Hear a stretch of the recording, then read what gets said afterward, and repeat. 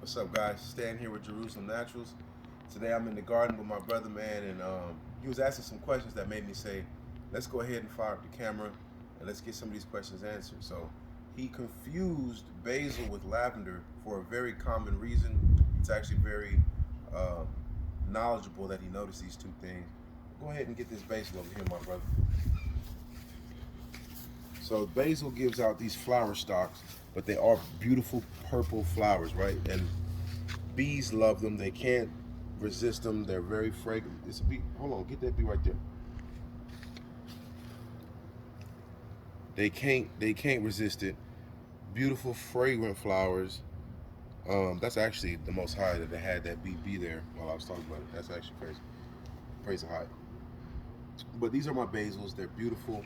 This is um, my wild color basil, African blue, Thai basil, my Tuscan, my Tosi Kapoor basil. So I have a lot of different type of basils to bring a lot of different. Oh, I done touched that cactus, bro. You already know what happened with that. I'm gonna have to go and. All right, this cactus right here. This is one of my oh my goodness, what's the name of the Nopalea? My Nopalea fruit cactuses, ancient cactus that Gad has been using for a long time to regulate their blood pressure, have food, survival food, and all that. But they have fur on them that are actually spikes. See if we can get this camera, man. All those are like really fibrous spikes that once you brush upon them, you almost have to wait till they just fall out because like tweezers can't really get them out. So you got to be careful with that. But these are my basils, beautiful flower stalks. Once they're watered properly, they just profusely put out these flower stalks that keep bees coming into your yard at all times. I have also callaloo that has um, forced its way into all of these pots. I didn't ask for all of this callaloo. This is one right here that took over this pot with a basil in it, and now they're competing for resources. So I'm gonna have to cut back that to cut back that callaloo because that that's a beautiful smelling basil.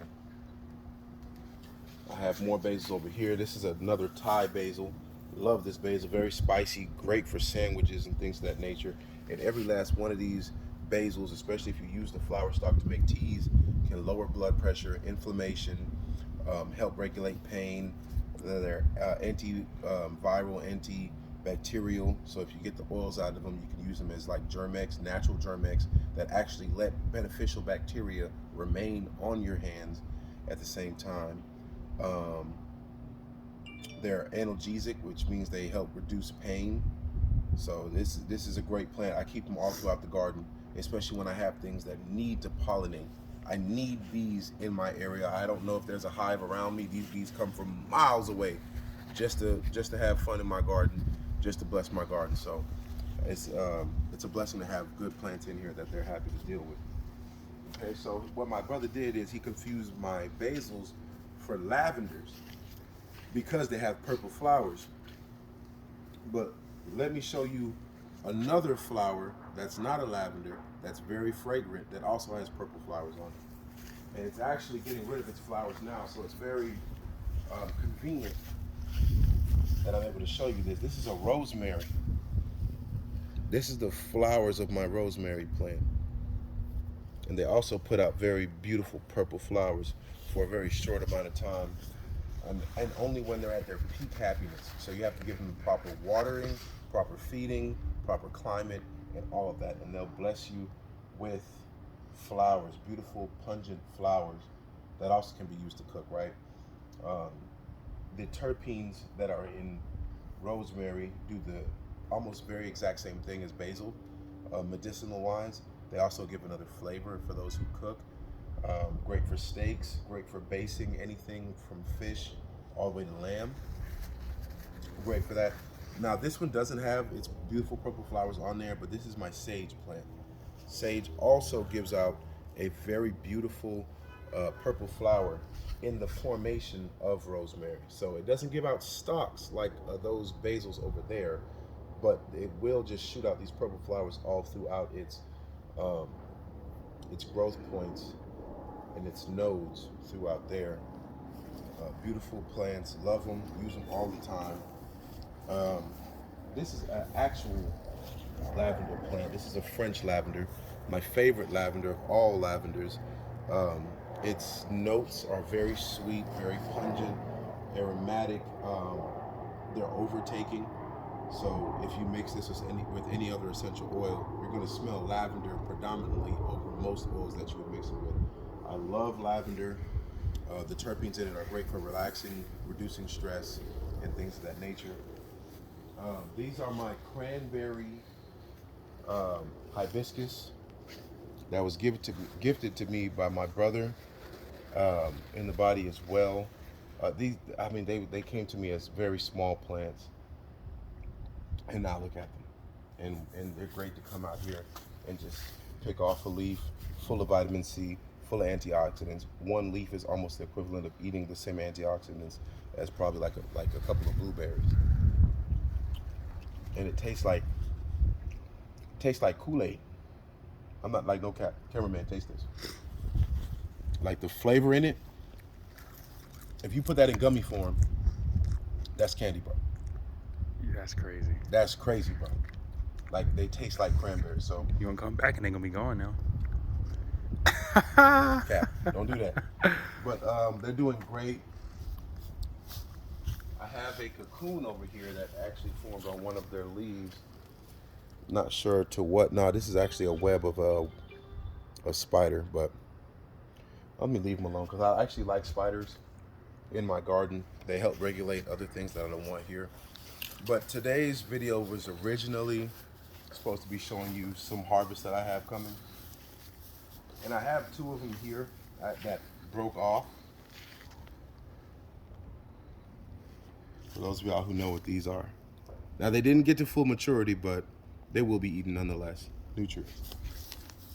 This is my white beauty eggplant. Beautiful eggplant, man. I just praise the Most High. This thing has taken off, and I can't wait to fully enjoy it. Check this out. That is a good, beautiful eggplant, man. Another one here, another one here. Got another one over there, man. All these flowers potentially will give me eggplant. And we are going into the cold season. This is a great transitional season plant because it can handle summer heat, spring heat, and the beginning of winter heat. Now, I'm not gonna say it can withstand frozen temperatures, but this plant, if you keep it happy, it'll stick around all year round, man, for the most part, for those of you that are in zones that are warmer. This is my black cherry tomato. Some of the best tomatoes I've ever had. They literally taste like grapes, like a mix between cherry, and it's an heirloom. So this is not something that you just go to the store and it's already genetically modified or anything like that. This is an heirloom tomato plant, and I'm really proud of this plant. I'm super proud. What I'll do right now is actually have these chains that I put around the yard, these balances, and I will just help this bad boy hold on and structure itself on this chain. I'll turn this pot, give it some leverage to hang on, and then boom. Rather than using a trellis net, it can just hang out. Once it grows longer and long enough, what I'll do is I'll get another chain stretcher from one side of the fence to the other and let it just hang out. And as this grows out, and I'll put it from chain to chain, because I can't just necessarily wrap it. They're not pliable like a vine, but I can let it grow out, and what it'll do is create a canopy, so I can put things under it that can't tolerate sun, and it'll just be that great shade plant. So praise the Most High for that. Let me take you to a project I got going over here, and I'll update you guys on it. This is my 150-gallon fabric pot. Right, I'm making a living soil out of it, all organic matter and things of that nature. And I will be putting, I'm not gonna spill the beans, but I got some plants I'll be putting in here that you guys are gonna be on this journey with, man. Those who stay tuned, man. So I think that'll just about do it for today. Maybe one last thing. I'll show you, have these chains that I set up as trellises and as things for plants to grab onto that actually grow tall and lean over. This is a structural setting using the fence. Put some anchor hooks in there, some anchor screws and some anchor hooks to give a good strong ballast. And that's the same thing I have over there for that tomato plant that it's leaning on right now, and that eggplant. And check this out. Let's check this out, guys. So I have a birdhouse gourd. I just let it go. This is a Bradshaw birdhouse gourd. Never really grew it. Is this my birdhouse? It's one of my birdhouse gourds. This is one that I haven't necessarily grown yet, and I got one, guys. This mug heavy too. I ain't gonna lie, this mug heavy. It didn't fully take on the long, elongated neck structure that I would like. You know, I watched them Kung Fu flicks, and I'm gonna make a sake container out of this. But that's nice. I'm gonna make it do what it do out of there, and it's beautiful. This vine started off in a pot, anchored itself into my actual backyard, and we moved the pot. The pot isn't even over there anymore, and it's just doing its thing as it's absorbing nutrients from the actual native soil. So once that gets ripe enough, I'm gonna take it off, cure it, put my beeswax in there so it can tolerate some liquid, and I'm gonna have a sake glass or a water canteen. So that's an update for the garden, the second garden back here, guys. I want to motivate you to keep growing, man. We're in a time where you got to grow your food, man. If you do your research on what's going on in these vegetables and fruits that are in the actual stores, you feel secure because, hey, I'm eating healthy, I'm eating vegetables and fruits, right? You're eating genetically modified or organic things, right? So even when you say organic, I'm buying all organic. Guys, these people are wicked. They're doing anything they can to put what they want in your body in your diet, even when you're trying to be as healthy as possible. So the healthiest way of living is growing your own food and herbs, finding out what you like to eat. Soon I'm gonna have some potatoes back here going crazy, man, and sunflowers and things of that nature, things that I could store, pumpkins and stuff like that. It's very important that you guys grow your own food. This is no joke.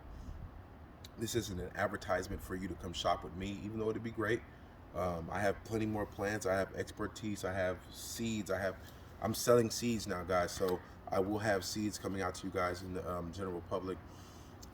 But you need to start growing your own food. This is no joke. I don't know if Instagram is gonna let me upload this long of a video. They be playing with me, but I'm gonna put it up on my YouTube. And guys, please ask questions. Order what you gotta order. If you need me to reference anything, please do, because I love you guys. This is serious. We're in the last days, for those of you who don't know. And if you don't have your own food growing, you're gonna be subject to people who don't have your best interests at mind to get food for you and your family. Love you guys. Peace.